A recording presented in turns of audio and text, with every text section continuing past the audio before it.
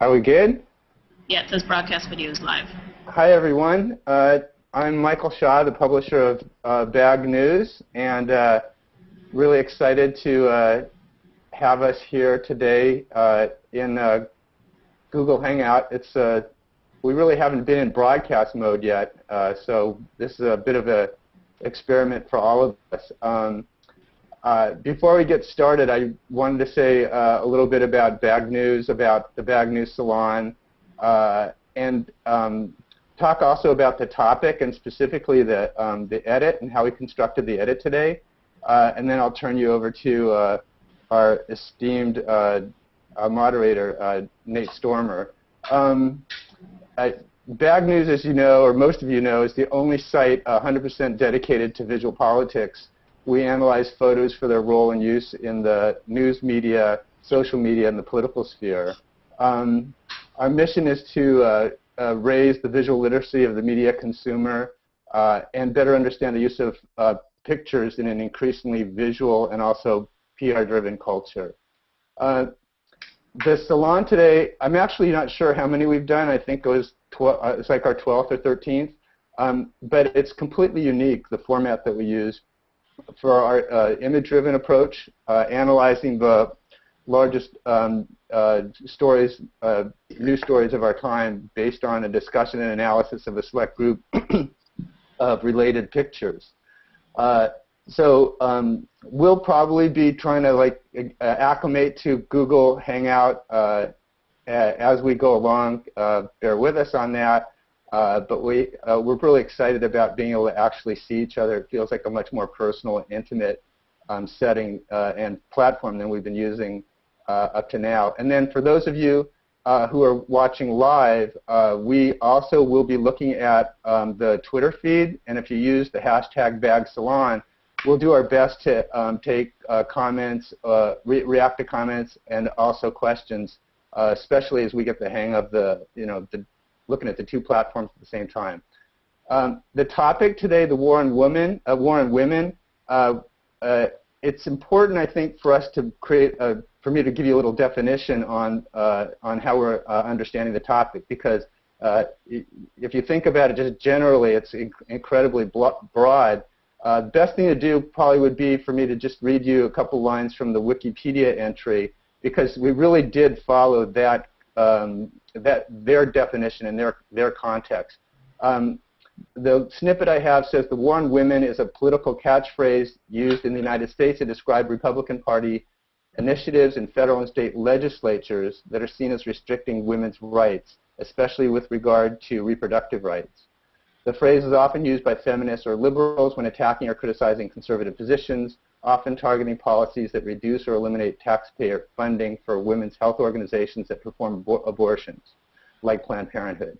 While the term is not new and has been used in other contexts, it has become common in American political discourse after the 2010 congressional elections. It's actually being used quite often now in videos going back and forth between the Obama and Romney campaigns.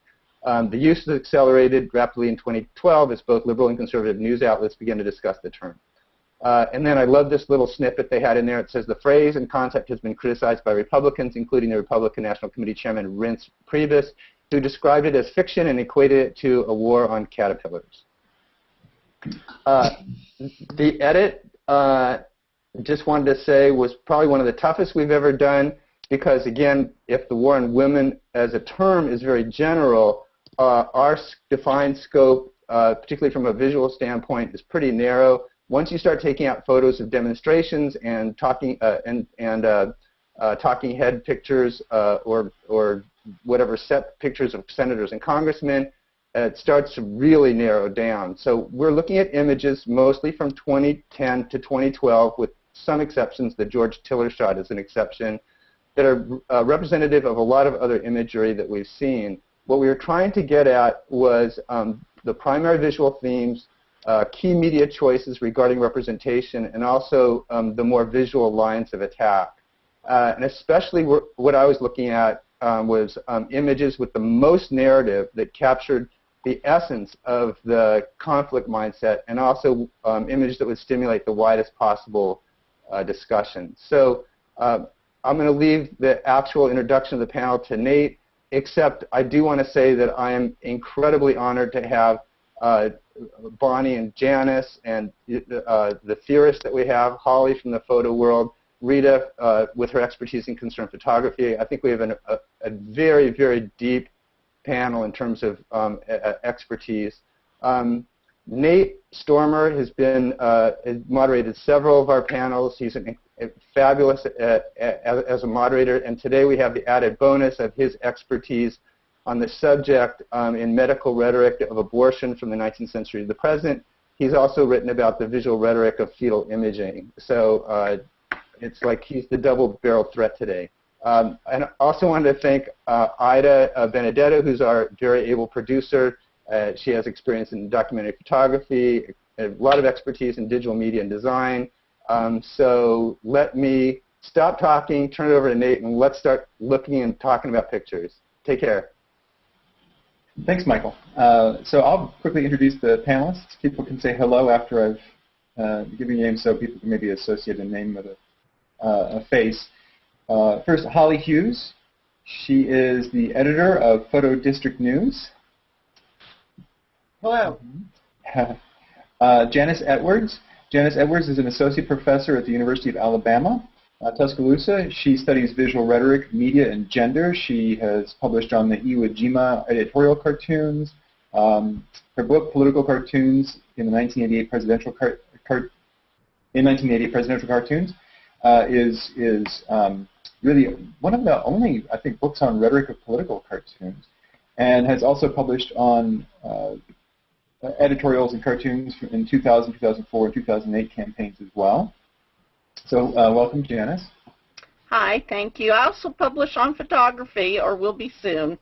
I'm the blank face up there. Sorry. Yes. Unfortunately, Janice doesn't have a working camera, so we're going to have her as an anonymous cipher in cyberspace. Rita Lester, or is it Leisner? It's Leisner. Leisner. Is a politically and socially engaged artist. She's the co-author of several books, including Unembedded, 4 Independent Photojournalists on the War in Iraq, and the Edward Curtis Project. Welcome. Thank you. And finally, Bonnie Dow is having some technical difficulties. Ida Benedetto is attempting to get her on right now. But Bonnie is an associate professor at Vanderbilt University. She's chair of the Communication Studies program there. She's also affiliated with Women and Gender Studies.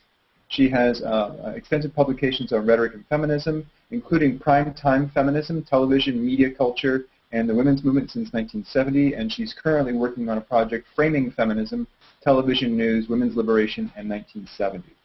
So we'll hopefully be bringing Bonnie in soon. So why don't we just get started and start talking about the first image? You want to put that up for us, Ida? Terrific. So this is just a Flickr image, and it's what it seems to be. So let's just get some responses to this. This is an image that kind of typifies what I've noticed. Now, that doesn't necessarily mean what's been published out there, but what I've noticed both on website collections and in the news.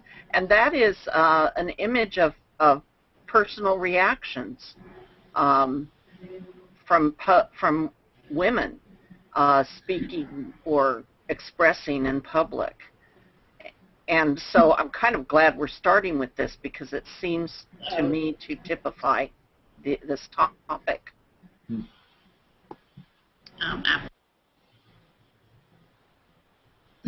Yeah, I agree.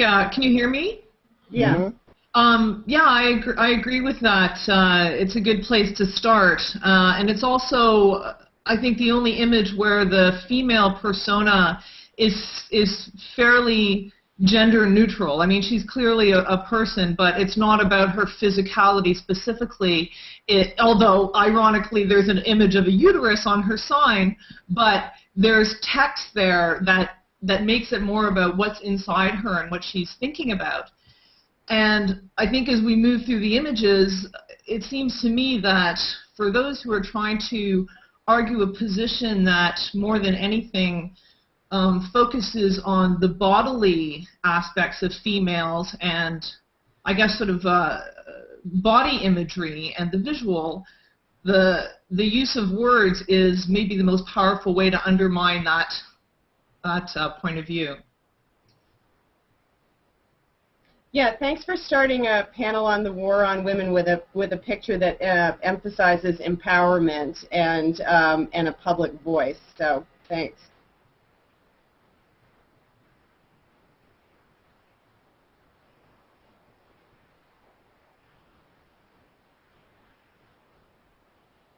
Actually, I was a little bit afraid that I've noticed these images more because I'm old enough to remember the movement in the 70s where, you know, the women putting themselves out there where images of the body, images like this were very common. So maybe it's just the replaying of such imagery that is noticeable in the current discussions of the topic. That's interesting. That's provocative. Do you think, to me, the picture seemed familiar, but did that kind of illustration once carry more of a punch because it was less familiar? Did it seem more surprising at a time when, you know, women, you know, before our bodies ourselves and women taking control of their own imagery of the body? Do you think that it was more familiar now? I don't know that it's more familiar. It did carry a punch at the time, but I think some of the tactics and discussions about feminism have abated or gone underground or been submerged. So I don't know that maybe these images, especially this one showing a body part, aren't surprising again. You know, I think it's kind of interesting along those lines, and this is where something more historically compared would be kind of interesting. I've noticed a lot of uses of the uterus as an icon in terms of iconography. Like there's an activist group called Team Uterati now that's also organizing. One of my favorite, there's a website that they actually allow people to get uteruses and send them to lawmakers to try and, you know, I think that the idea is, you know, if you really want our uterus, we'll give you one, but leave the actual ones alone. So there's a lot of taking what once upon a time was a scandalous sort of thing and trying to make it funny, too, which I think is really fascinating. In response to the kind of hostility that's coming from the right wing, is sort of a humorous, critical response, and visually as well. It's kind of fascinating. Okay, so I should hang up. Yeah, it's great because it's a cartoon uterus. It's fantastic. It would look great on a T-shirt, and people wouldn't think of it as obscene in the way that female bodies are considered obscene. Right.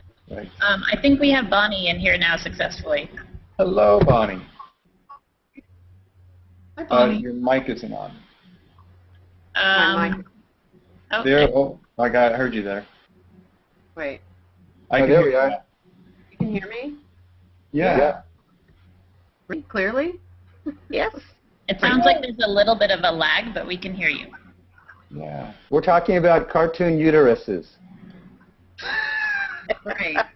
I'm so happy that's the point at which I entered. Yeah. It's not at all mind at all.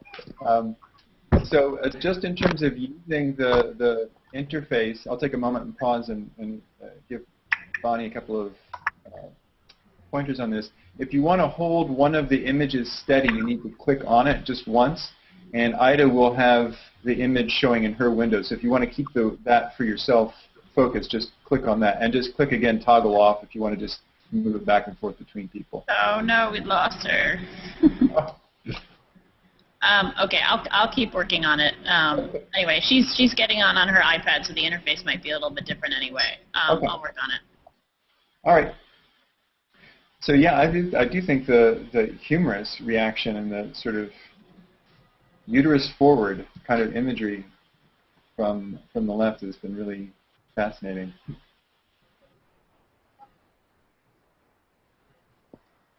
My tweet, by the way, is talking cartoon uteruses. Oh, good.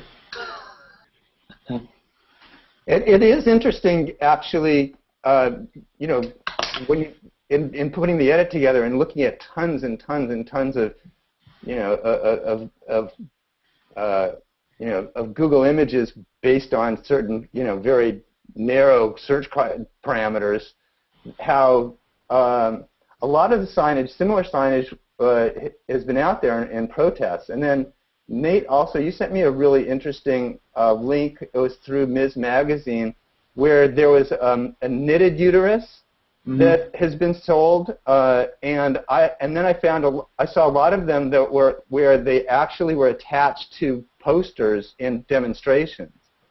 So, and the fact that they were knitted, I mean, you know, it's one thing when you see, you know, a drawing or you know, this is a personal illustration, but there's something about that knitted version which was really I don't know. I mean, I guess it destigmatized in a way, you know, like kind of the image, and made it very accessible. It was quite nice to see it, actually.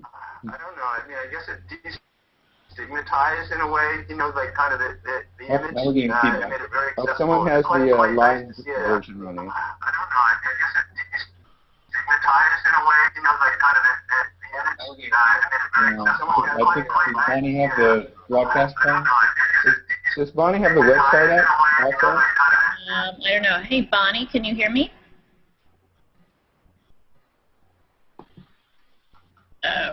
I'll try and get her back on the phone. Okay. Yeah, like what you say about destigmatize is, you know, it's the same thing as desexualizing, because this is part of the whole historic problem where uteruses and the reproductive abilities of women is turned into a sexuality. So, you know, if you can have babies, then, you know, Joseph Smith can create a religion. But the problem is I can't hear anything anymore. Sorry. So are you saying in a way, though, then, that making it soft and warm is, in a way, taking an edge off from the, now I was in the process. In terms of I just went where I was in the process of so men aren't going to jack off to it. Now that everything's loaded. Okay. Not you, but you know what I mean? All right. It's knitted. It becomes more clinical. Does that make sense? Because how is it this ability to give birth that is, you know, men have to be involved with as well, but it's been so connected to men's right to have sex with women whenever they please in the name of God's will. I mean, it is, they sexualize, they use it for sexual purposes, whatever they might call it. I mean, you know, Joseph Smith had 40-some-odd wives and convinced them all that it was their sacred duty to God to have sex with him. And, you know, in modern parlance, we would just have called him a sex addict. But here again, I'm seeing a replay of, say, 1971 or 1972, where putting a woman's body part out there in some kind of format was an effort to destigmatize, in the sense of destigmatize the shame of being a woman. There was some kind of a connection about that. And I can remember my entree into feminism was with the feminist art movement, and it was very typical to create out of not just knitted but silk or other materials a rendering of the body part, which I think links to today when that political body, a political representative said, you can't use the word vagina. You know, how ridiculous. So there does seem to be a kind of going back to earlier aspects of the feminist movement that do have to do with, you know, I'm a woman, I'm proud, here's my body part kind of impulse. And in the art movement, it's also about, here's a traditional art relegated to communities of women, and let's elevate that by connecting it to the political, right? It's also the elevation of sewing and knitting as a creative expression. But I also think kind of so intrigued by the idea of communities sending uteruses in the mail to their legislators. I mean, I think that's also kind of to Rita's point that this legislation is really aimed at behavior controlling women's sexuality, but really saying this is this response, and like this cartoon in the woman's poster is, this is what you're really talking about and what it means to say you're controlling women's bodies. You're controlling anatomy as much, or getting legislation into anatomy as much as if you're regulating appendixes. It's also very interesting to think about the different sort of arguments being put forward. This particular image against what is the right has settled on as their line is that it's about religious freedom. And clearly, you know, I clearly don't think it's that. But the sense of a religious freedom versus sort of bodily control is, you know, so that insisting on it being about bodily control is, and whose right is it, I think is really important for them. This might be interesting to compare this with the next image, which I believe is the time cover, or the possible time covers that were considered, or was it for Newsweek? I'm forgetting which one, to try and talk about the war on women. Could you move that forward for us, Ida, to look at the next one?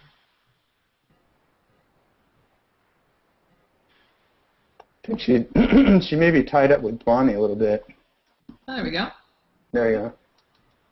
There it is. Now, this isn't the actual one that was shown. These are just 4 of the possible covers Newsweek was considering. The one that was actually shown just had a red, white, and blue birth control pill packet opened up so you could see the different pills.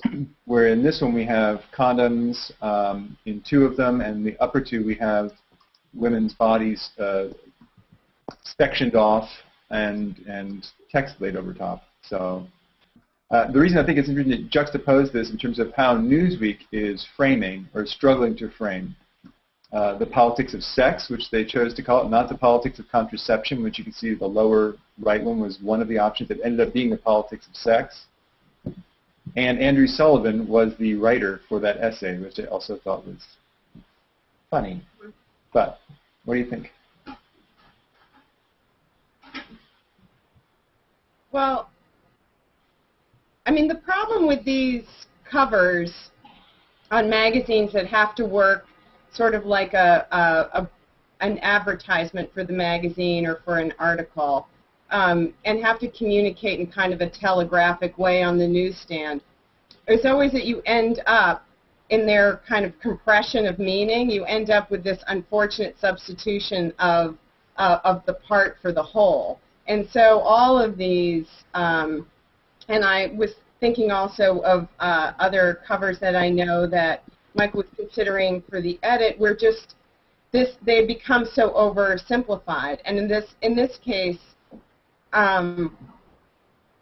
you know, to a degree, obviously, I'm not surprised that the word sex sells better on the newsstand than the word contraception. But the sexualization of the women's bodies in this is so, well, to me, it just seems a little off point, but perhaps successful as an advertisement for our magazine.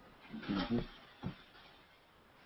Yeah, especially contrasted, you know, with the previous young woman pointing out the really most important body part relative to that being the uterus, as opposed to secondary sexual features, because that's not really what contraception is about. And of course, that legs are sexual. Like, legs are not sexual. Uteruses are.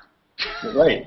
In the technical so suddenly it's like, oh, your legs are now sexualized again. Like, you have no choice. And I mean, Holly's point is exactly right, because it's an advertisement, and if you have to use advertising to sell news, as you do, then you're already in this trap where the news is going to be influenced by whatever the mystiques are of the advertising world. Oh, legs are sexual. Sure they are, but I say that because I see 2 different readings of the top images. The one on the right is the Playboy sexual, Playboy magazine sexual, and the one on the left I realize is also sexualized, but it suggests a vulnerability or the vulnerable place that women are being put in. I'm not cheering for that image, but I just see these images as two quite different kinds of interpretations of sexuality. I actually thought the one on the left was a man until you guys pointed out that it was a woman. I can't believe it or not. I thought it was just a muscular, big pectoral man until you pointed it out. I thought, oh, they're trying it with a man. Well, that's interesting. So, you know. I'm also interested in on the bottom two that they tried ones with condoms. Not really sure why. No one's talking about regulating condoms. And the red, white, and blue theme around that. And eventually they ended up on a red, white, and blue pill set, which actually, imagistically, the one they ended up is closest, I think, to what the debate was about that time, is providing, you know, female contraception. But the choice of condoms for two of them, and then the flag-like imagery. One of the other ones that's not on here that was shown was a red, white, and blue vibrator just standing there. They didn't go with that one either. Or a man's body. Why not a picture of a man's penis? Sure, especially one that's draped in a flag. Well, that has more to do with reproduction than a vibrator. Yes. Vibrators, interesting. Yeah, that one I thought that's really far out in terms of just sheer advertising. It's like no one's talking about vibrators. Well, and also it raises so many questions about the differentiation between, of course, sex for sex and sex for child rearing, which, of course, the religious conservatives are continually are able to say they have sex only to reproduce, and they're non-sexual. They just want to have children. Well, I do also think that that's part of the the confusion with this is the right trying to make an argument like Sandra Fluck making the point that this is healthcare. People need reproductive control. They need a pill for lots of reasons, not simply so that they can have an active sexual life and not run the risk of being pregnant all the time. There's lots of other reasons for it. But the debate gets boiled down to about whether it is having sex or not having sex. And, of course, that's what Rush Limbaugh was trying to make everything about, in a sweaty, heavy breathing kind of way. There's also this aspect of invasion of women's privacy and bodies, especially with the, I forget what it's called, but that medical procedure that, boy, I totally forgot what that was called. That mandatory examination that some places are calling for. Do anybody know what I'm talking about? Huh? You mean a mandatory sonogram before? Right. And I guess that's one of the reasons why I thought the upper left image was more on point than the other images. Yeah. Absolutely. Yeah. But I do think I agree in terms of Holly's point about selling images. They're not going to say politics of birth control, which would have been the most accurate title for what was going on at that particular, because this was April, so it was really that would have been the most accurate. And the way in which birth control becomes really just about sex, as opposed to essentially pregnancy. Is, I think, really fascinating. They attempt to try and pull it back into... And women's freedom to be defined as something other than mothers. Yeah.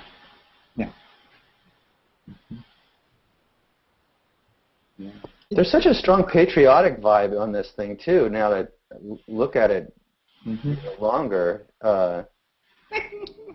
Which seems like you don't even notice that in a way. It's because everything is, patriotism and the American flag. Everything is it's embedded in everything. But it's just all of a sudden it just seems like really out of context here. Well, it strikes me as possibly a cue for partisanship. Yeah, sure.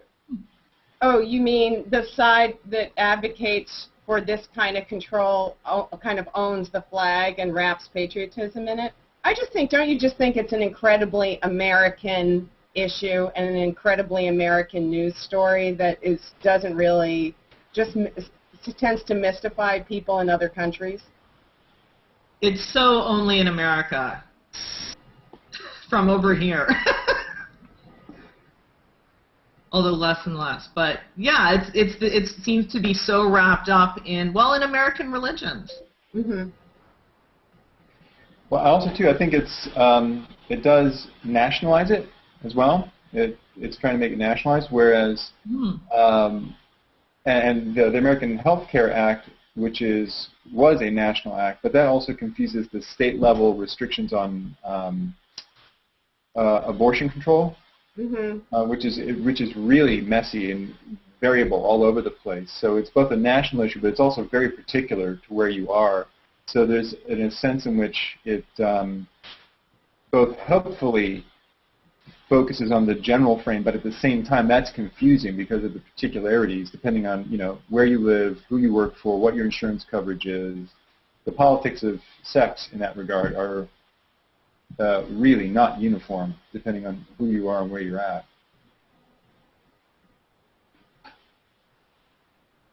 But it is about a joining of politics and religion in that very American way. Mm-hmm. Mm-hmm. We're just informed, unfortunately, that it just isn't working with Bonnie. So I think we're not going to be able to bring her in, which is really unfortunate. Sorry, Bonnie. Yeah, she's got a lot of expertise that would be relevant for this. But Ida, would you move on to the next image? Wait, can I just say, as representing the professional photography community, or a magazine for professional photographers, I'd have to say this kind of cover assignment drives me crazy, and I feel so bad for all the photographers who were asked to shoot images that were absolutely going to go nowhere. That's all. No, well, say more about that. Why does that bother you? If you were given this assignment, what about it is annoying? Well, I mean, actually, I have no idea. I don't know about all the photo credits on this, but I think that to be working out ideas like this on deadline for a big cover story when the story is timely, and have to get either the same photographer to keep kind of redoing iterations as the editors think through these things on spec, or with diminishing possibility they'll actually have a cover, or to keep assigning several different people to do competing ideas. It's I don't know, it's uncomfortable, as I feel bad for the photographers as the editors and are trying to figure out what's not only going to work best, but what they really want to say on a cover shoot. It does happen all the time, but.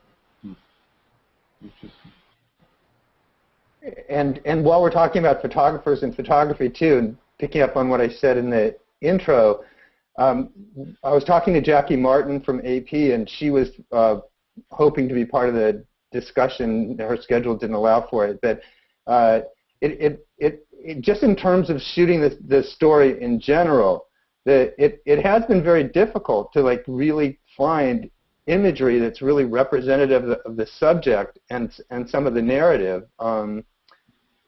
She had a photo that she shot in a pharmacy that was a pro-life pharmacy, and there's a picture of Jesus over the cash register, and then actually there was a whole shelves of medicine, and what we would see was some like kids' vitamins. So it's kind of, but then she shot outside a abortion clinic in D.C., and the images were, besides really stock protester photos, you saw people passing out pamphlets. It's very narrow in terms of, and it's really a challenge to really capture this story in a more robust way. But actually, the image that Ida just put up is probably, I guess, a striking exception. Right. Well. No, I think that maybe some of these folks in the photos we're about to see, that there's a way to kind of capitalize on that vacuum by people who want to create a photo op, manufacture a photo op in an instance where the subject matter doesn't seem obviously photogenic and doesn't seem like obviously meat for the visual media. So they can kind of concoct these things. And here, are we going to the concoction? Go for it. Yeah. So like with this one, I think that's right. And again, in terms of contrast, now we've got going from sort of the drawing of the uterus to now the sonogram, and the way the sonogram is so powerful as a kind of pro-life image, or being used by pro-lifers as an image. But it is this point, the war on women is a metaphorical war, it's a denial of service, and showing a denial of service is showing a negative. It's not a thing. So it's like, look, there's no birth control. Show me that. And there's no dramatic. The way in which it happens is really non-dramatic, except if you're not going to see images at the moment in which a woman is being forced to go through umpteen hoops to get an abortion.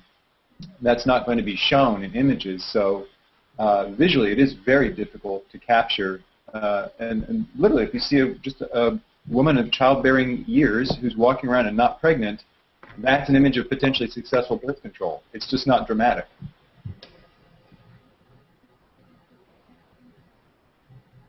So what do you feel? This is a staging a sonogram by anti-abortion activists right around legislation being pending in Idaho. I find it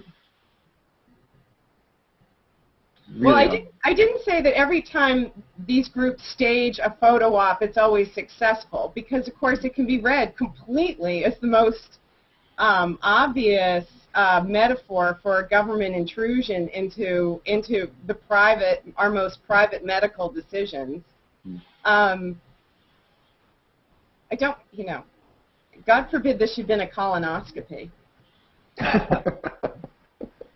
Yeah, so it's interesting then. So it almost becomes the negative reading of their intended propaganda becomes the best way that the opposing side can use the imagery, because, as we pointed out, it's so hard to create imagery about something that isn't visual, about a feeling or a being or an absence of something. Mm-hmm. Mm-hmm. So we kind of hope that there are more outrageous pro-life images, I suppose.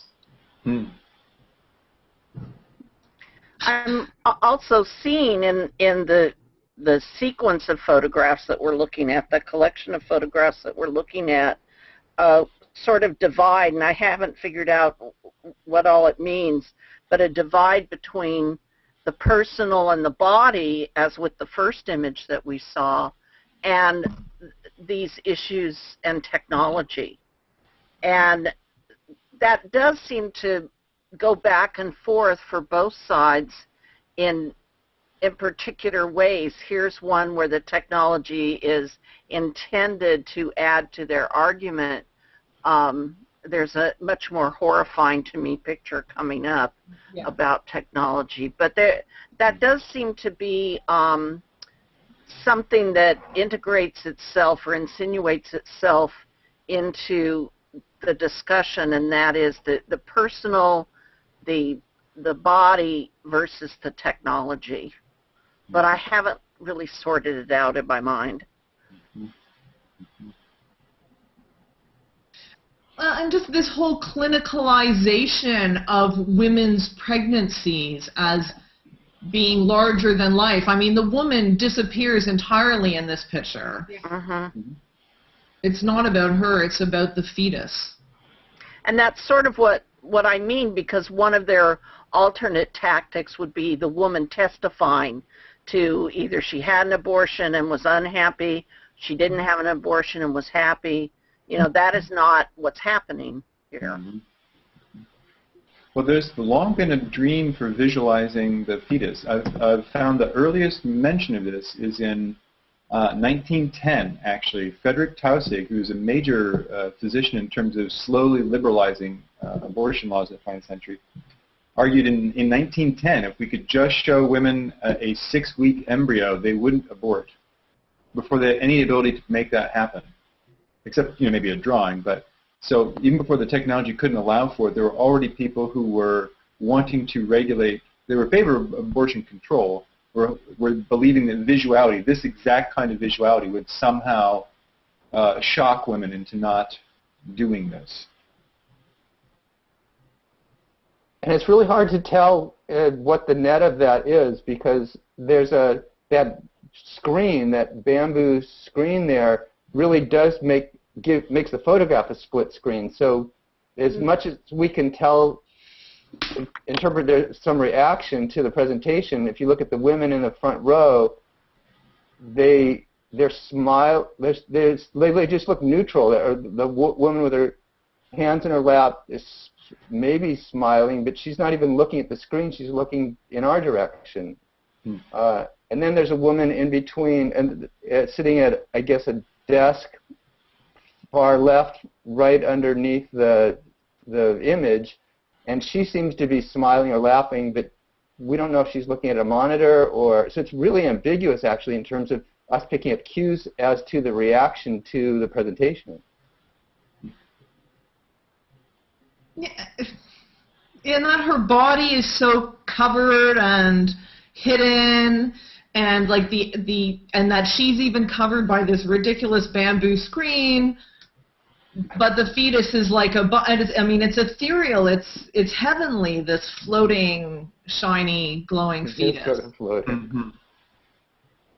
Yeah, you're right, Rita. The irony here is so funny. It's like she's having her body turned inside out for public exposure, but seeing her have a little jelly rubbed on her belly is somehow too invasive. That's a little too private. Well, that's sexual. Yeah. Not clinical enough. Yeah. Well, we have seen in all three of these images the partitioning, the cutting up of the body as a way of trying to get a handle on what sex is about. And that's definitely part of the clinical model, that seeing the body in pieces. And especially with the sort of sonograms and fetal imaging, the idea that if we could just look inside women's bodies, that's going to answer the question somehow of what women should do with their bodies and the decisions they should make. And that's just a very strange, powerful logic that drives people around this whole set of issues. Why is seeing into a womb going to tell us whether women should have birth control, whether or not they should have an abortion? Well, that's why this picture, kind of to Rita, you're so right, Rita, that the woman has absolutely disappeared in this picture. But kind of to your point, the woman has disappeared from the debate. I mean, sort of always as a footnote in these discussions, there's the sort of, unless the health of the mother is at risk, and she's sort of an afterthought to the existence of the fetus. And this is, writ so large here that the woman is absolutely not being part of the discussion or the equation, which is why I think this photo op cuts both ways in this discussion. And it seems like a very common tactic of the anti-abortion movement to focus on the fetus as the individual at the center, as we will see in an upcoming picture. But women are erased from the debate. There's nothing about women who are raped. There's nothing about incest, or virtually nothing. There's nothing here about this woman visually. It's all about the fetus. The very first proposed abortion control law that was eventually became a model for the state-level laws around the country in the 19th century was also drafted by a physician, one of the lead anti-abortionists, and he included in it exceptions for life of the mother, whereas a lot of the legislation being forwarded today at the state level is more restrictive than one of the most stringent anti-abortionists from the 1850s, which I think should be a little frightening. It's all terrifying. And Janice has been referring to the women's rights movement in the rise of the women's liberation movement, and I guess it's coinciding with the civil rights movement, which even then, I guess you could probably testify more to this. Things slid backwards from the mid-19th century. There was like a bout of attention to women's rights, and then things slid backwards, and horribly so in the 50s, and then there was this revival in the 60s, but really only by connecting it to the civil rights movement. And now it's like, where's that gone? But it's great proof that that things like women's rights and human rights can slide backwards. I mean, we see it happen all over the world. For some reason, people have this sense that progress is an inevitable thing, but it's certainly not, and very much so in the case of women's rights. And I think we have a lot to be terrified about. Well, just on that general point, yeah, many people have been remarking on that in certain areas of the country, it's getting to the point where it was actually easier to get an abortion during the criminalized era than it is now in some cases. And no one keeps data on this, so I keep asking around. I need to call the Guttmacher Institute and ask them, how many people are self-inducing abortions now? It's happening, but no one's keeping track of it. Whereas when it was criminalized, it was assumed people were doing that. So there was a concern of trying to get hands on that data. Now, less than 1 in 10 counties has an abortion clinic. 9 states have bans on abortions after 20 weeks, regardless. 8 states have these ultrasound laws. So there's ways in which access has, in certain pockets of the country, gone so far backward that you would have been better off back when a physician out of his house might have provided abortions for you, which is really saying something. But if the doctor did it in secret, his safety was protected. Mm.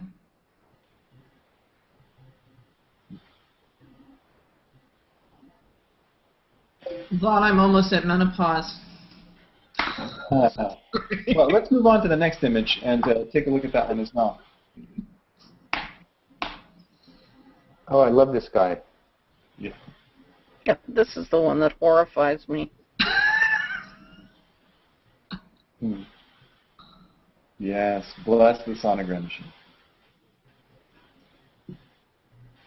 Just a little Talk about the body versus technology and yeah, the just a couple of interplay. quick details and images in there. In the framed image up in the right, those images are from Leonard Nielsen. He's the most popular fetal photographer, and he's the one who graced Life's cover in 1960. It's that guy. His images are iconic in the pro-life movement now.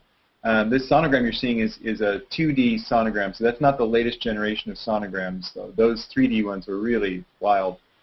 Then, of course, we've got a baby calendar and baby images being juxtaposed with that. So it's really telling that the Catholic priest is blessing the machine, and on the other side, Leonard Nielsen, his images are hanging up there because as soon as his images were available, they showed up on placards. They were immediately appropriated by the right wing to serve fetal imaging as iconography. He's an archbishop, it says, the caption says. Oh, it's an archbishop. And where is this? It's in Miami, isn't it? Yes.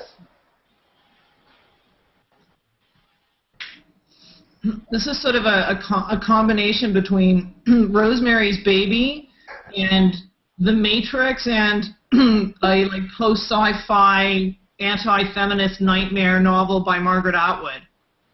It's just all of it wrapped into one. If you were making a film, I mean, this is how you would dramatize this image to tell this point. You cannot fictionalize this better than this actually is. Well, I mean, I do have to say, this does seem, there does seem to be a fictional element to this. I mean, I can't call an archbishop in the Roman Catholic Church a fringe person, but again, I come back to this idea of manufactured photo ops, and I think that there's, among certain religious zealots, sometimes I think even with kind of a very tangential relationship to organized religion, I think that they're able to exploit, in this case, a kind of inherent weakness in photography when it comes to illustrating issues around faith. Because I often find images of religious faith lacking, you know, and I mean whether they're images of Sharia festivals or Catholic pilgrimages or snake handling churches or whatever, because, you know, faith is something, it's something contemplative and internal and it's experienced in a quietly emotional way. Spiritual discipline is it's not inherently photographic. There's nothing really visual about it. And so often I find that photographers wanting to depict communities of faith can only really depict outward ritual and rites. And unfortunately, I think sometimes they end up being even serious documentary images of faith can look a little freakish because they're divorced from the emotion or they're divorced from the spiritual discipline that animates these rituals. But then I find that these people, like this fellow or his community, can kind of concoct a ritual. And if it seems a little bit, loopy and completely divorced from any normal, rite or ritual recognized by a church, well, it doesn't really matter because, they're providing something for the cameras to get attention that may be, divorced from any, typical traditional rite or anything. But it doesn't really matter because that's how it'll be treated anyway. And it's a kind of attention-getting thing that, I don't know, I would put, public burning of a Quran by a minister in the same category.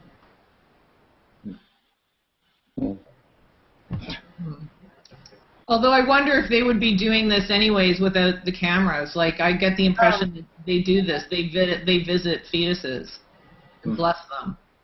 I don't know. But again, but I also put kind of I'll jump blessing the machine. They're not blessing a fetus. They're blessing a computer monitor. Well, but in their heads. All right. It does make me wonder, if you sanctify an ultrasound machine, it's sort of like there's a tree falls in the forest. I'm not sure exactly what that does to bless the technology as far as its relationship to the work of God. It's peculiar, and then they're not blessing the woman who's having the baby. They're blessing the machine. Right. So presumably it is doing holy work. The technology is doing holy work by making visible pregnancy. Well, it reminds me of the peculiarity of people who use I can't think of the word, use technology to have babies and then praise God for having brought them the baby. This sort of odd commingling of machine and body. Mm-hmm.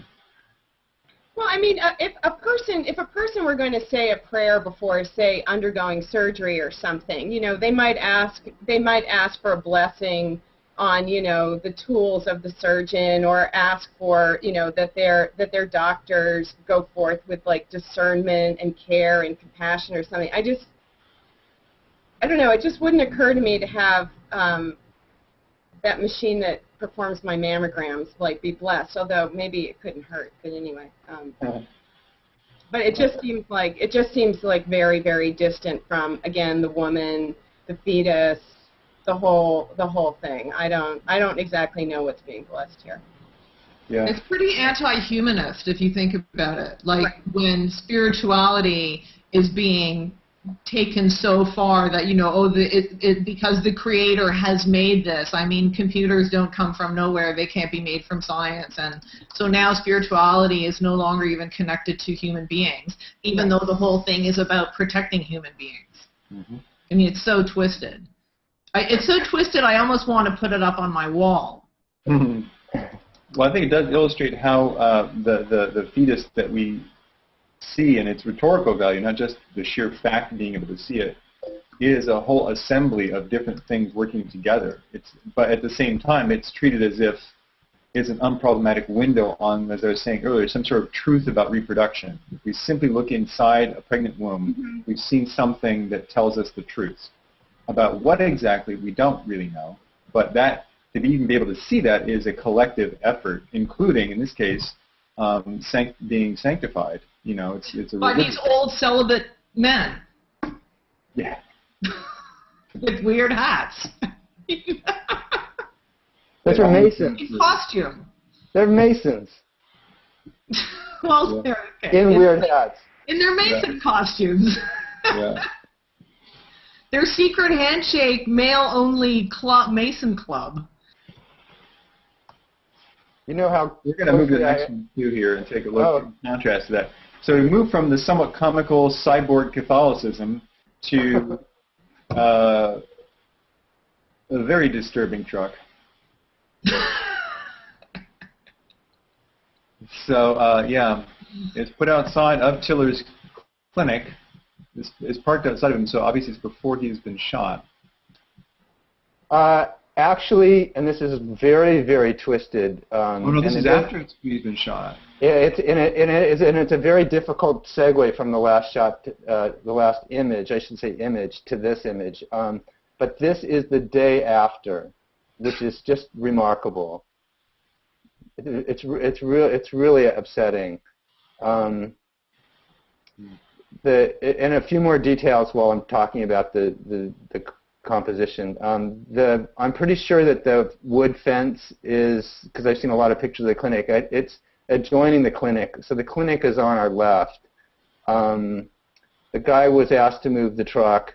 He's there the day after Tiller was killed, ushering a church service. So this is Monday morning. And then in terms of the panel, the photo, because it's a little bit hard to make out. The only version of this was on the New York Times, and there was just no larger version of it. But so the arrow is pointing at the abortionist George Tiller, and then he's with an EMT, a woman EMT attendant. Interesting that they probably had well, I don't know if they had different choices, but it just happens to be a woman technician. And then if you look closely, there's a tan circle that's almost like a Baldessari thing, but this dot that's basically protecting her identity from the public, which I'm sure that the anti-abortion people added. So there's some powerful trappings there.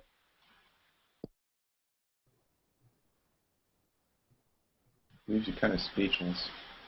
Yeah. Why would they protect her identity? It's really fascinating. It's so hard to imagine the scene where they're creating this banner and they're deciding what they're going to do with it. They come up with this idea. They're going to put it back on the back of a truck, and then someone says, "Oh, we have to," like they read somewhere about ethics in photography and identity, and oh, we should cover this woman's face, and everyone in the room agrees, and they do that. Or was it one guy acting alone? I don't know. I don't know that it's ethics so much as for one brief moment they had legal rationality. But not even, do you think there's any rationality in this? Or maybe they read somewhere, that legally to protect themselves they need to do this. So, you're right. If they don't cover her face, there's an implication that she is also pro-abortion, that she is colluding with this. Yeah, right. It's odd. Right, and to read that after, and the thing is, this was produced before. I mean, they didn't put this on the back of the truck the night after he was shot. So this was already produced. No, that she's colluding with abortion. Right, well, that's what I'm saying is that... Although I'm surprised that they would have that moment of clarity. But it was probably more a moment of confusion. Or accidental somehow. I don't know, whatever. But there's two ways to read this image. To read the before Tiller's killing and the before, and it's after. This was actually made before he was killed. So this logic, this moment of rationality, when they were deciding to blot out her face, they had to realize potentially they were putting her at risk before he was shot.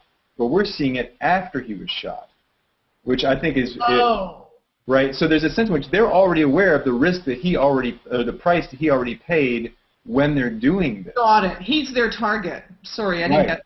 Yeah. They're targeting before he was shot, and then he was shot, and then they're back here almost saying, "Yeah, we targeted you." Right. Yeah, I just wasn't thinking in terms of risk so much as in terms of making themselves legally vulnerable. Oh, absolutely. I'm not even. I'm just playing off of the different. This image is so weird in all those directions because it was made before he was shot, so you can read it before and after. And so the after, you want to put him on the gurney. He's walking behind the gurney. Now so there's all these weird things you want to sort of interact with this image differently because of that. It's very strange. A little bit of historical context on that too is that he had been shot in that 16 years before, in '93, a woman, Shelley Shannon, approached him in a car, and he was shot 5 times. That's 15, 16 years before this photo was taken. And then, of course, I don't know if people know that, that much background about this, but his clinic was also firebombed, I think 3 or 4 years before that. So it just seems to me, I mean, it's obviously so ironic, and if one can believe in evil or good, this is so clearly in the realm of the former. There's just something very deeply violent and evil about this. To gloat. You want to believe in religion because this is proof that there's evil. What is also, I mean, this is what's very different about the contemporary anti-abortion movement is its militancy. There's nothing comparable in the 19th century for that. You'll find a lot of this soaring religious rhetoric is identical. You could pluck out, make it a little less convoluted and use more modern parlance as opposed to 19th century Victorian kinds of idioms.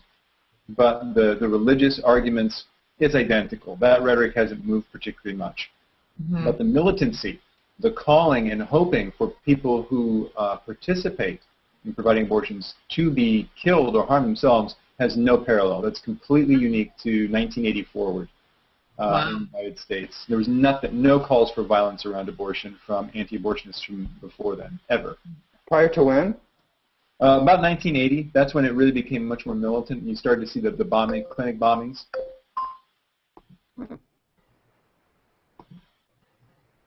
And I'll just note that photographically, there's nothing technically special about this picture. I mean, it's really quite an ugly, bland picture. It's all about the picture in the picture.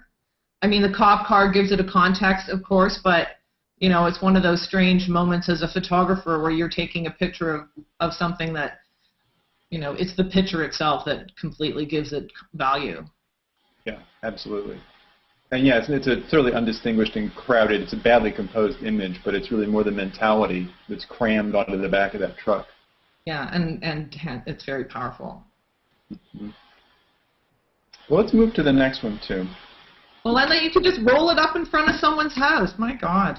Yeah, well, that group does. There's actually another group that has semis that have aborted fetuses, and they just roll them on the highways as rolling billboards. I wonder what they're doing inside the truck. Impregnating young girls or something.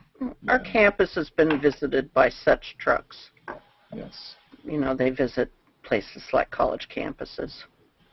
This is the photograph that I thought really exemplified that idea that the focus on abortion issues is on the fetus and the woman disappears. And if you want to talk about civil rights, I mean, the implication is it's the fetus's civil rights that are at issue. Mm-hmm. Particularly with the racial aspect of this. Well, women's rights have always been the least important of all, so that's not new either. So. Well, I also like from the caption this, the young woman, the girl, her mother, protested because they just grabbed her image randomly. And so you're going along, next thing you know, your kid's being used, kids' images being used in this way. That group is actually very proud of their campaign. I was checking out their website. They read all the attention given to it as a proof that they're doing something right. As is often the case with that kind of group, is they ignore the substance of people's complaints and just assume that they're hitting home with people because they're mad. And so clearly their message has some kind of value. Well, actually, there's no reason to think that the stock agency that was handling this kind of cute image that it wasn't properly licensed from Image Resource, but it was used without consideration for the model release that the mother of Anissa Fraser had signed, which doesn't allow for defamatory. Did I pronounce that correctly? uses that that constitute defamation, and she felt that because it's racist, it was a form of defamation, and she asked for it to be removed by the group that was using it. I mean, her model release for her child didn't cover that kind of insulting usage, and she also found it insulting because, in the words of the lawsuit that she filed, it's trying to limit women's exercise of their constitutional rights, which is a pretty nice summary. So it was taken down then? Well, but I think it was taken down. I think, if I remember the news story correctly, it was taken down by the billboard company, the company that rents out the space, and so it was their company that took it down, rather than the advocacy group. I mean, they had paid for media space. It was in New York, I think, in a major intersection. Right. And after bad publicity, the billboard company agreed to take it down. Yeah, it was 3 weeks, it says in the caption. It's in Soho.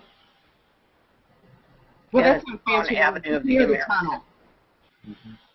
I'm amazed no one vandalized it. It's okay. You get on scaffolding, Rita, and spray paint that thing. It's like it was up on the side of a building. God knows I've done stranger things. People do. Well, two also sort of historical notes on this. This is really the first time that I've seen the racial genocide argument go big like this. It's been around for a while, but this is the first time that they really tried to go big with that message. And it also does bring back the connection of abortion with genocide that's really just stock and trade for the pro-life discourse. But I would also note in response to that, which is so interesting about these images we're looking at versus the first ones, which sort of started the war on women, is the right wing deciding to link birth control to abortion. They've always believed that, but the public discourse has been more the left discourse, which is birth control helps prevent abortions. But they don't believe that. And so I think one of the political missteps they made at a sheerly practical level was basically trying to say it's a sliding scale, birth control into abortion, which most people don't believe at all. And that's where I think they really overstepped their whatever leverage they might have with their political rhetoric. So, yeah, confusing those two issues in that way. So. Another rhetorical aspect to this is the use by the right of arguments that are typical to the left, and taking those arguments and using them against the left. So here it's the appropriation of concern about racial civil rights or race, and then turning that against the left. I know I'm oversimplifying by putting anti-abortion on the right and pro-abortion rights on the left, but I have to do that at this point. But yeah, that's become a very typical rhetorical turn of the right wing to take the arguments and turn them around and use them against the left. And also reconstituting the civil rights movement as always having been about pro-life values. That's been going on also for a couple of decades, where in the same way that sort of like you see kind of this emergent, brand new history of the Constitution that people like Antonin Scalia like to believe in. You also see on the right as if the Civil War was fought on behalf of fetuses. It was an extension of that. It's this reconstruction where all civil rights flow out of protecting the fetus originally. It has no basis in fact, but it's a pretty powerful narrative that people tell themselves. I haven't heard that one, but this one fits into a larger narrative of trying to pin hypocrisy on the left by appropriating their established viewpoints.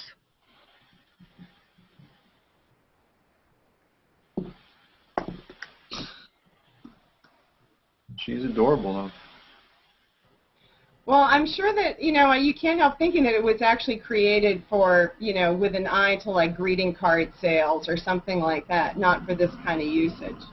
of such a photogenic little girl.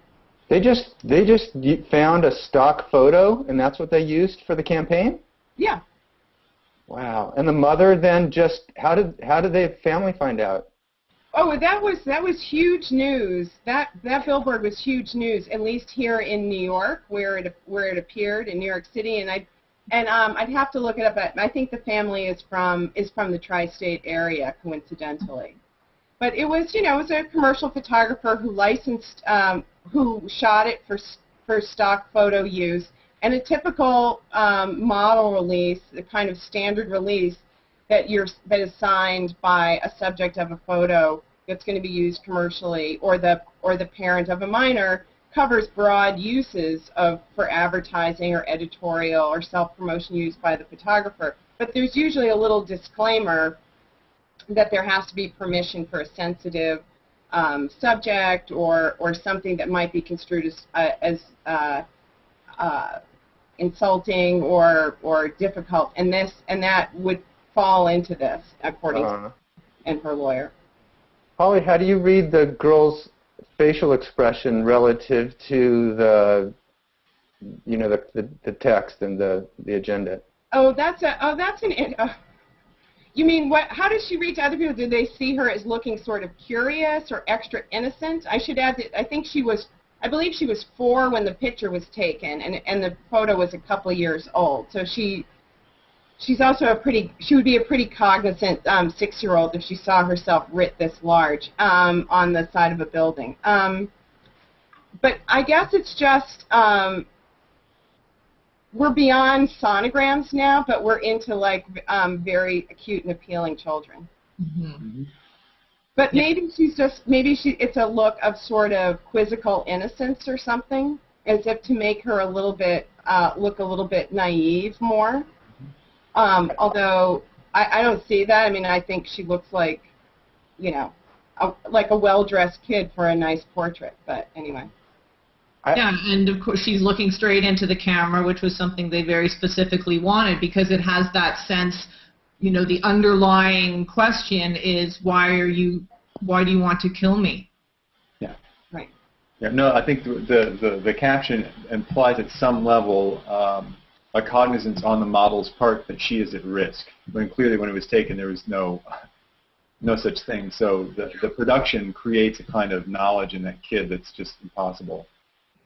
The other interesting part about this backstory about the responsible mom and her outrage about the misuse of her child's image and her protection of her child is that what these kind of billboards and the rhetoric about sort of abortion on demand and so forth, it's always presented as if it was a reckless decision, a senseless, hasty decision on the part of a pregnant woman or something. That's what it's about, for getting information about sonograms and so forth. Well, in fact, she's not some little lost child who was nearly discarded. She's in fact, from a stable, happy home with a mother who's completely keenly attuned to her own and her child's legal rights. Right. Yeah, this young girl was never in danger in her mother's womb. No. Uh-huh. And I want to go back for a moment to the comment about she's cognizant that she wasn't at risk. Her nonverbal expression, she's got her lips pursed in a way similar to the way I've seen in some commercials, especially among children, where there's a lip pursing and a like, oh yeah, right, or I don't think so kind of expression, not African American. Actually, I've seen it among white children. Just this, there's a lip pursing that suggests a sophisticated sense of doubt. Mm-hmm. Absolutely. Yeah. The combination of the image and the text together produces something that was never there in the first place. Really, yeah, it's confrontational. It's bizarre. It makes her an advocate. Yeah.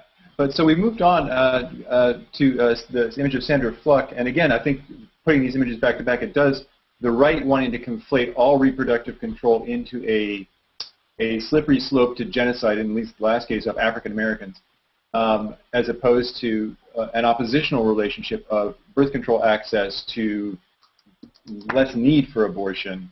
And Sandra Fluck was the lightning point where this confusion, I think, where the right really overreached in trying to make all reproductive control the same issue, and then gloss it all up as religious freedom.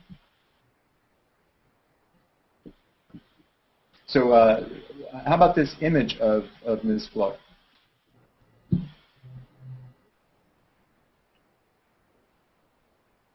She's a role model.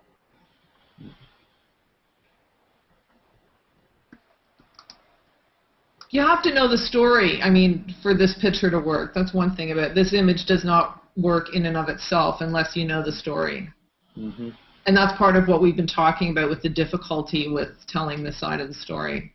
Right. Well, and it's one of the issues with the rhetorical examination of visual images is this is one of the cases where I think we don't find the meaning inside the image. We find the meaning in the context and usage of the image, which identifies this woman as a poster child for loose, immoral, the interpretation of women as loose and immoral if they need birth control, and as opposed to a more desirable image among some as women are pure and modest and don't need birth control because they're making babies for their husbands. Mm-hmm. And of course she appears very sexually neutral, which, you know, is appealing to me. I mean, she's wearing a suit, she's not sexy and pouting her lips and showing her breasts, and she's not covered in a veil. I mean, she's human, all except for the Ms. in front of her name. No, I know she's. That's what I meant by a role model. She seems so self-possessed. Yeah. She seems so. Her testimony was so clear. She looked so mature and professional. And then it just seems to just fly in the face of how she was later painted with political rhetoric. It just seems like it would be a tough sell looking at this rather confident woman. Yeah. Yeah, the disjuncture between the way Limbaugh talked about her and then people on Twitter and so forth who just repeatedly have savaged her anytime she gets mentioned about anything, juxtaposed with her demeanor, how she dresses, how she talks, it really is. You could have just used the image that Janice has up in front of her. You know, you could have put just a blank face there, and it has the hatred going at her has nothing to do with what she said, how she presents herself. It's completely disjoint. And that's what I thought was, you know, like listening to somebody who's gotten themselves so mad that anything makes them scream is what it sounded like. Just sheer, unadulterated rage being directed at somebody about a language. There's nothing she said that was anything like was characterized. It was crazy. So where the imagery like this does not support all the verbiage directed at it is really unusual. Oops, look around there. I think the reason why it's very Scarlet Letter. Absolutely. Sorry, I got distracted because I was looking for another image. Do you feel like there's a bit of a lure to this photo? Because and the reason I ask is because there was only a couple images of Sandra Fluke that the media, that the wires really distributed, and this was one. There's a second one. I think Ida's looking for it right now, and the other one showed her standing at the table right before she began her testimony. I think she probably had just been sworn in or something, and then what she's doing is. It's hard to tell. It's actually great we have these kind of the visual prompts. It's all the Skype work I've been doing. But she's standing there like this, and it seems like, I don't know if she's like doing something with her hand like this, but right. The read is that it looks like she's playing with her button. And that photo was when you start looking at appropriated images. Yeah. There it is. When you start looking at appropriated images on the internet. Or just like the Free Republic, right-wing sites ran this photo like crazy. Do a Google image search on Sandra Fluke. You'll see tons of these. And because it looks like, and this is the intimation when you start reading some of the comment threads at like Free Republic or some of the other sites, they're assuming that she's getting undressed. Ah. So they went right for this kind of Sandra Fluke. They just picked up the Limbaugh narrative, ran with it. That's the whole like kind of the horror, association. It's really, really amazing. And then from there, I start to like with the red, yellow, and green lights, and how much are you, available, or If the green light had been glowing, it would have been perfect, right? Everything to go. About her breasts suddenly. Yeah. I mean, so the wires didn't move many photos because she was just one more, she was just one more person giving testimony, and not really that compelling until she was made into some kind of vicious, the target of vicious attacks. I mean, it does seem surprising. So it may have taken them by surprise for what they edited and sent, right? Yeah, I think like what Janice was saying, it's all about the context, and this is a case where the image itself is in no way able to support the language that's trying to set itself on. Like if this image is a table, they've put a gigantic pile of verbiage on top of it as if it can hold it up, and there's no way that it does, which is part of the reason that it sounds so ridiculous. But that's sort of in-group, out-group stuff too. The right wing can run with that, and it feeds them because it's really just an excuse to be mad. Whereas everyone who's listening to it on the outside of that bubble is, as the reaction happened to Limbaugh, is taken aback by it. It's like, because it really is just completely unhinged.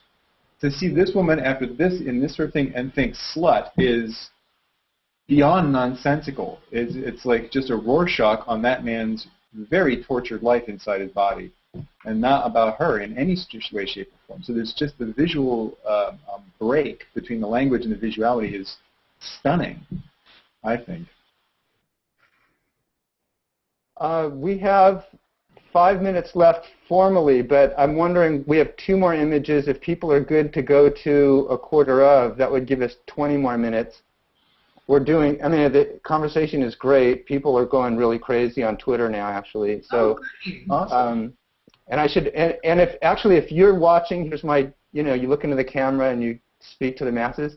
If you're watching on Twitter and you have questions or comments, please post them and we will talk about them. So, but anyway, are people good for like another 20? I am, yeah. Let's move on to the next one. Oh, the hashtag is hashtag bag salon. Hashtag bag salon, right. But yeah, go ahead to the next one, Ida. This one's got a lot more going on visually. The Texas Observer is a liberal publication out of Texas, and this is based around the Texas law which requires a mandatory ultrasound, one of, I believe, 8 states that require that, and also a 24-hour waiting period before an abortion. And the story that really got it going, there was a young woman, Carolyn Jones. I actually don't know if she's a young woman, but in any case, she had found out that she had a really severe disability with a condition with her fetus, and she decided that it was better to abort. As she described it, would be cruel to carry forward. And that's after she had 2 ultrasounds that day. So she immediately went to Planned Parenthood, and she was required to have yet another ultrasound. And the law requires that the physician describe in very clear detail exactly what she's seeing.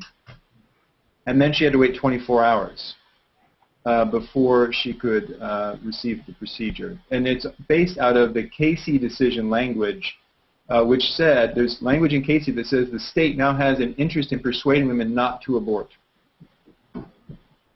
And that's what's opened up all these sorts of state laws, is the state has an interest in persuading women not to abort.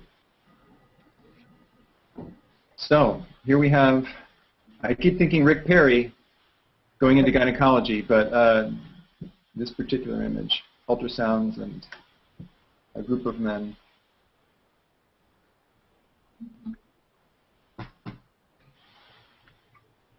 So this isn't done as a parody? No, I think the image is done to attack and create this, a visual narrative of men ruling over women's wombs. But yeah, I don't think it's a joke.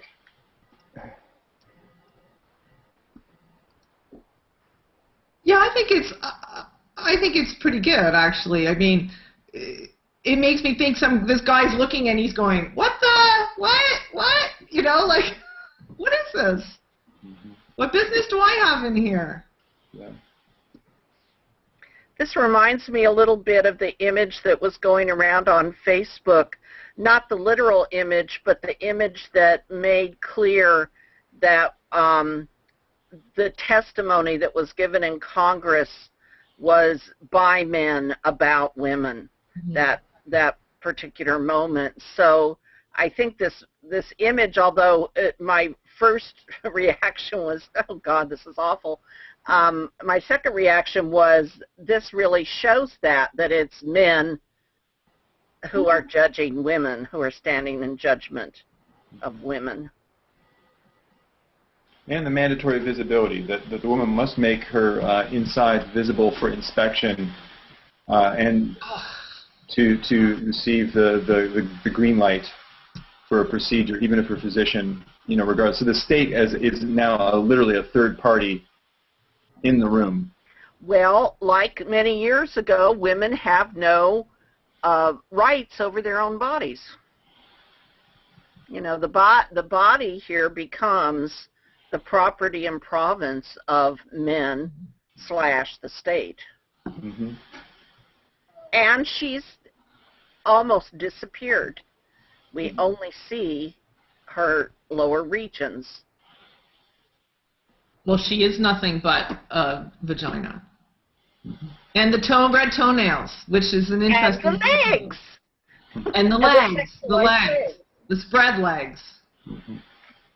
The thing is, they wouldn't even, if it was really an ultrasound, they wouldn't be doing that. They would have jelly. She doesn't have hairy legs and bad toenails.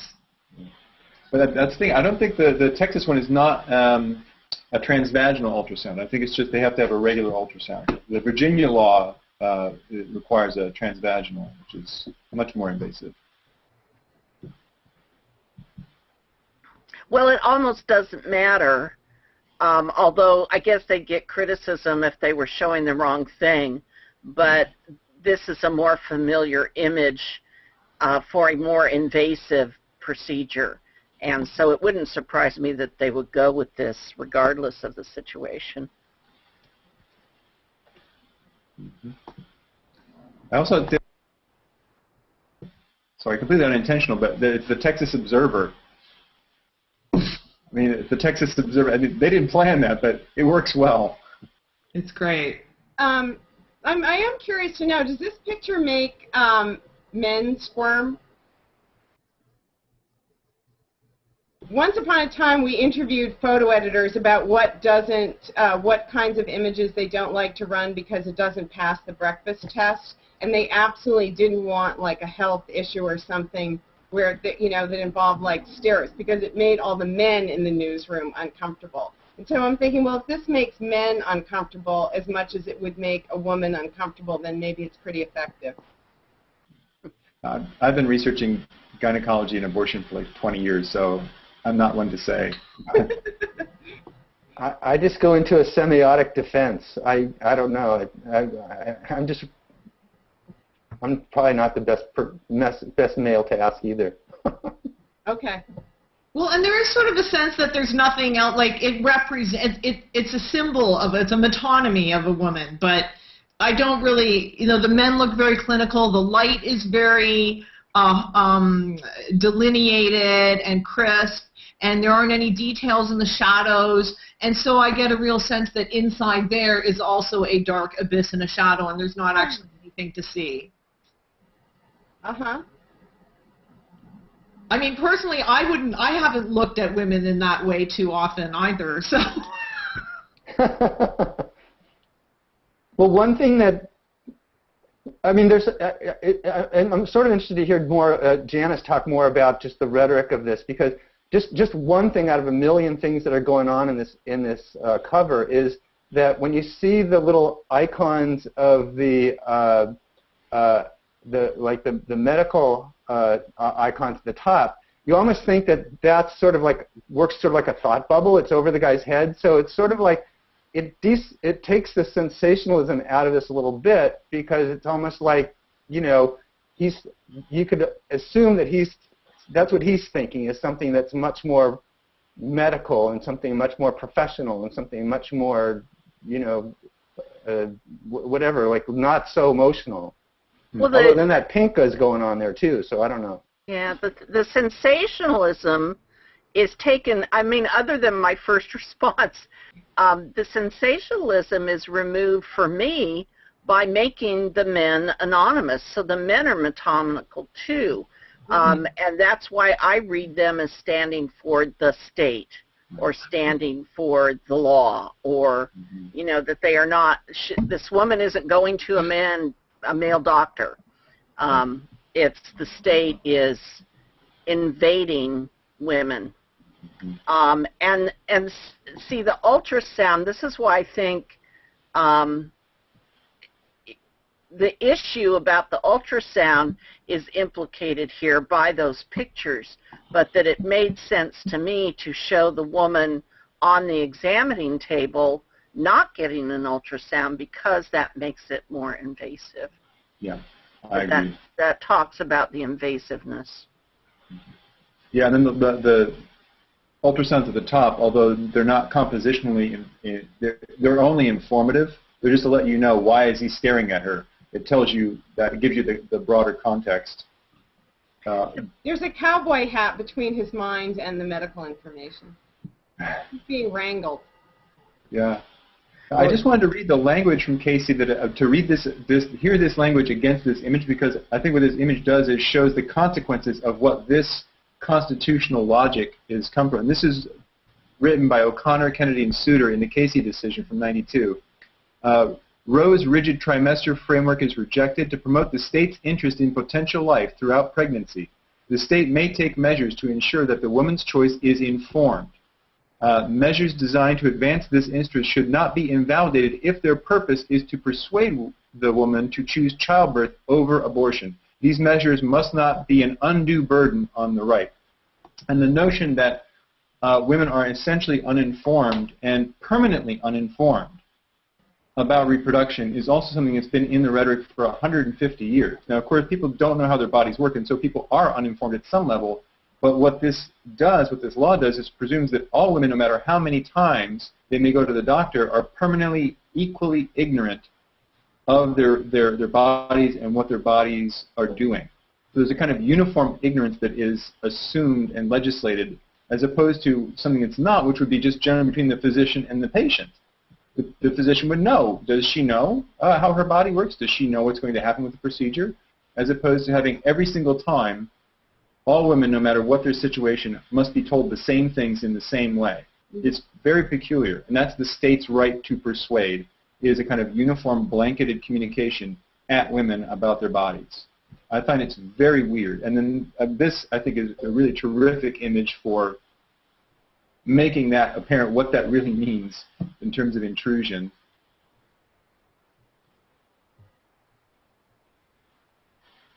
What do you think about the men with their hands over their genitals? Well, I was just thinking about I don't read that way, although I guess you could. I read that more as authority. This is more of an affirmation that it's the state. It goes beyond even a single politician, because he is backed up by these men in an at-ease position, in an almost militaristic position. That's how I read it. And a bit of a sense that they don't know what they're doing. Like, he's looking into this abyss and he's sort of baffled, and they're just standing there with their hands crossed in front of their hands, because they aren't doctors. Like, maybe to make them look a little bit out of touch. Mm-hmm.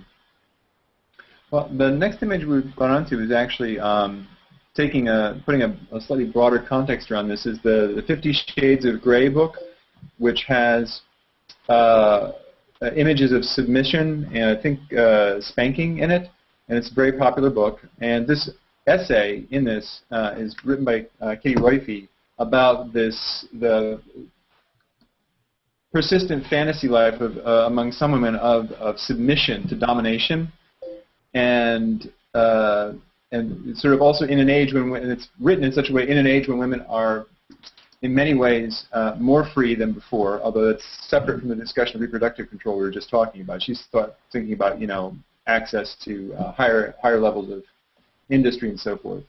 That submissive sex fantasies still persist among women. It's kind of a weird piece, but the image itself is also provocative.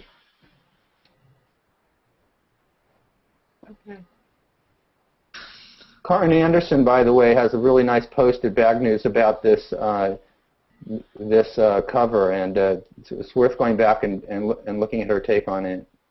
Hmm.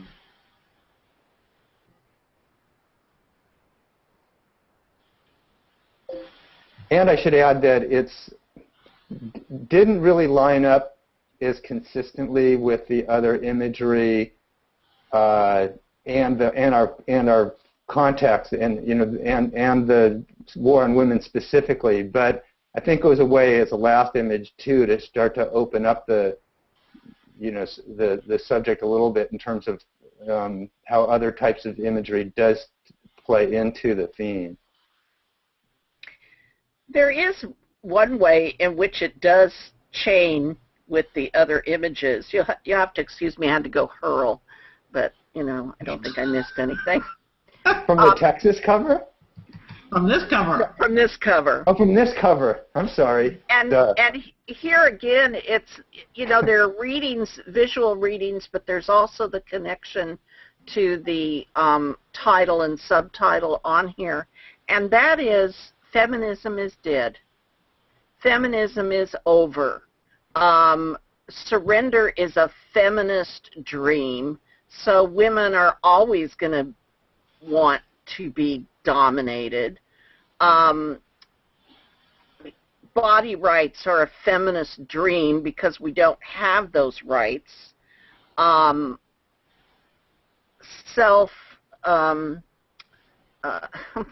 can't think this morning. Self-determination is a dream that's over because the only person that counts in the abortion scenario is a fetus or technology. I mean, all of these in some way want to shoot down feminism. Or make the demands for economic equality and equality of service in healthcare or whatever, just to obviate them, make them unnecessary because of this sort of this is what women really want as opposed to what women deserve in the workplace or something. Well, and even the blindfolded, I don't know if there's some specific reference to the book because I don't need to read pornography to activate my imagination, but the blindfold isn't always part of the scenario of the woman being dominated or being submission that runs through advertisement from now and again, but it certainly does underscore this idea of, women, if you believe in feminism, you're blind to it, that women don't know what's going on because they're blind to it. Well, this photo really speaks to the term the war on women, that's for sure.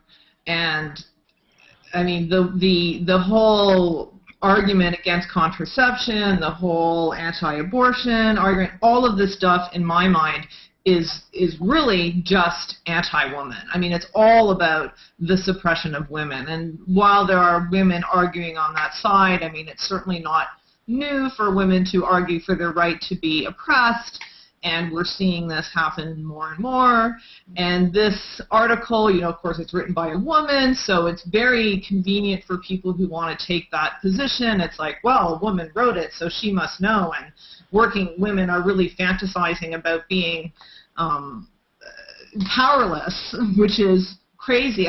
There's a response I read to this article, actually many responses that this one in Time by Dominique Browning, working women get S&M all day. And it's true. I mean, you live in these male-dominated world where you're constantly fighting not to be seen in this manner. And, you know, the article talked about women running to the bathroom and crying because you can't believe you've worked so hard your whole life just to be treated like a cunt. And this cover speaks so strongly to all of that, and it's I don't think that a lot of women would buy this. I mean, it obviously would sell covers. You know, it made me, when I said, yeah, first I puked and then I wanted to look at the article. Actually, I wanted to read rebuttals to it first because the whole title is just, you know, hideous.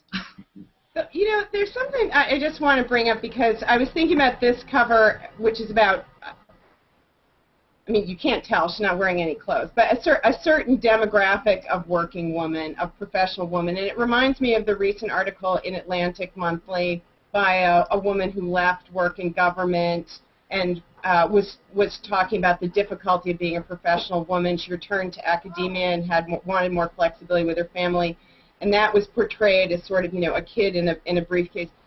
My biggest problem here is how myopic they are about the struggle for women's equality and how we are talking about a sort of tier of professional woman in a white-collar world, and we're not really talking about these articles, and they're talking about working women, is not really acknowledging the fact that so many women are working either as the sole breadwinner for their family or because a single income or 2 or 3 or 4 incomes aren't enough to survive, you know, for many, many families, and more income is needed. And nothing is being done about, you know, serious issues for child care for these people, never mind access to health care, never mind pay equity and so forth. And so I understand these magazines know what their demographic is and they know who's going to buy it, but the short-sightedness of the discussion of working women in these articles as if they only refer to sort of professional women with advanced degrees kind of irritates me because there's such a bigger issue facing women in the workplace broadly defined. And that it's totally a choice. Right, as if it is a choice, and they're, you know, disappointed about a lack of sort of fulfillment of some kind when it's a much deeper issue of equity. And, you know, the point you made too, just the semiotics of the image itself, it's working women do not look like this model. You know, you're just generally speaking, working women are not. We don't look like that. Where's the pencil? I'm just saying, you know, to get the makeup and all that, and to weigh, you know, 95 pounds, and. Nor can we wear lipstick to work in most of our jobs. What about women construction workers, women journal? I mean, of course, it's a complete stereotype. It's like if you took out the "Why Surrender is a Feminist Dream," you'd think it was an article about prostitutes. Yeah. This is our fantasy life, not our work life. Yeah, but my fantasy life, you know, like. Submission in fantasy is one thing to wanting submission in reality, and I don't know, this is a male sexual fantasy, it seems to me. Like, I think this is a male sexual fantasy. Oh, yeah, I think so. Right? It's also our media life, I hate to say. But we're at 2:45. And so what does it have to do with the surrender, with feminists having these fantasies?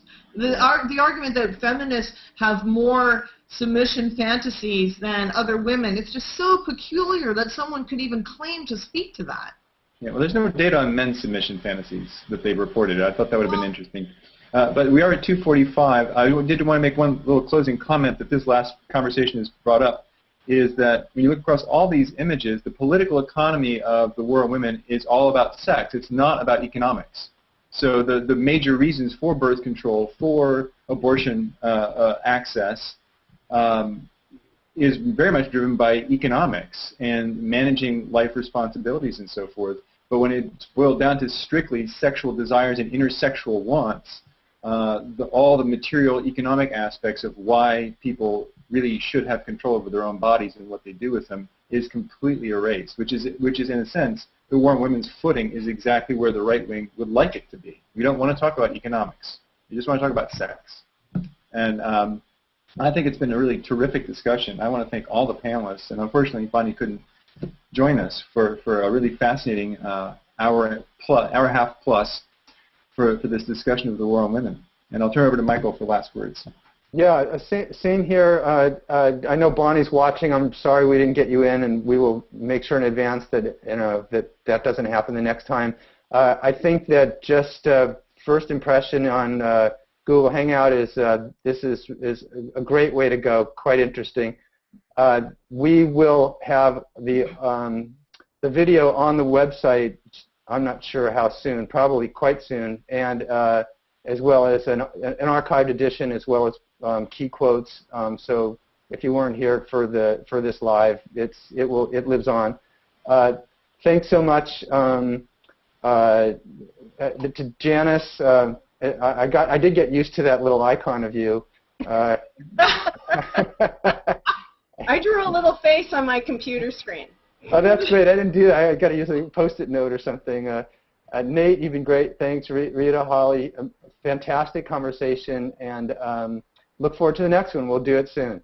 Thanks to Ida for production. Really appreciate it. Yes. Absolutely, Ida, you did a fantastic job. See you soon. See you next time. Thank you so much. Bye-bye.